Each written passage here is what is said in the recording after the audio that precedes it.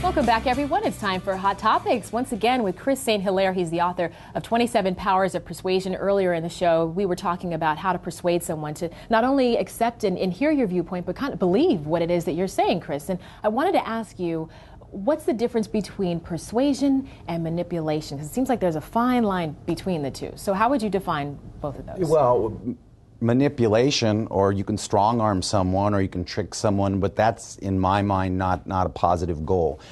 True persuasion, genuine persuasion, is the creation of consensus from conflict or no opinion at all. It's getting people marching in that same direction, and that always serves positive benefits. I know that you mentioned earlier you've worked with a lot of politicians, and a lot of people automatically think that politicians are great at manipulating, but you would probably say they're great at persuading. Am I right, or am I wrong? And how do you get them to do one versus the other? It's a great question, and I think there are both. Okay. And you know, I've worked in politics long enough to know that about 70–80% of them are pretty good, but that 20–30% give the rest of them a bad name.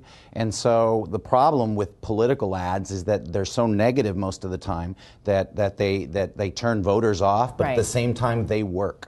And so it's not persuasion as much as it is manipulation, I think, with those types of political advertising. But the great persuaders, the ones that go down in history as more than politicians but statesmen, they're the ones that build consensus and persuade people to follow them. Is it something that you think that people just have and other people just don't have it, or is it something that you really believe you can take this person who just says, I am not good at persuading, and can be taught? You know, if you watch Eric Clapton, or if you're a football fan, you watch the great running backs, you'll see that some of that's innate, some of that talent they're just born with, but there's also a whole lot of practice that goes on. Well, speaking of a lot of practice, Tiger Woods, I don't know if you saw this in the paper or not, but he's got a Twitter account. He started to get out there and put tweets out there, the Facebook account. Looks like he's trying to really rebuild his image. Do you think that he could persuade people to believe that, if that's what he's going for, that he's not this bad guy that everyone thinks that he is? Well, remember, he was an icon for so long, and the bigger you are, the harder you fall, and he took a big fall. So he's got a long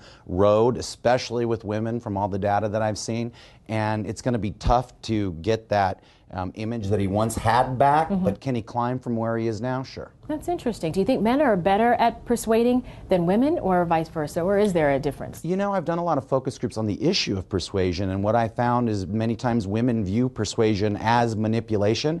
They don't believe that it's really consensus building and bringing people together, but women have been keeping families together for thousands of years. And they're the reason why, you know, we keep a lot of the social relationships we do, other than on the basketball court for a pickup game. And so what you'll find is that when women understand the process and the tactics and the real goal of persuasion, they can become some of the best persuaders out there. About 30 seconds left here. On the back of your book, I noticed that you said politicians know that you can change a conversation just by touching a person's arm. Is that right? Some people get turned off by that, but why do you say that works for politicians? Well, and there has to be an appropriate place for this kind of touch. And let me say, when you're speaking, try this sometime. If you're in a casual conversation, I'd encourage people just to try this. Put their hand, if they're trying to make a point, calmly, gently, and you'll find the other person will listen to you better. And if there's two people talking and you do that in the appropriate way, you're going to find that they are listening. Relaxes them a little bit. Okay, Exactly. So Chris,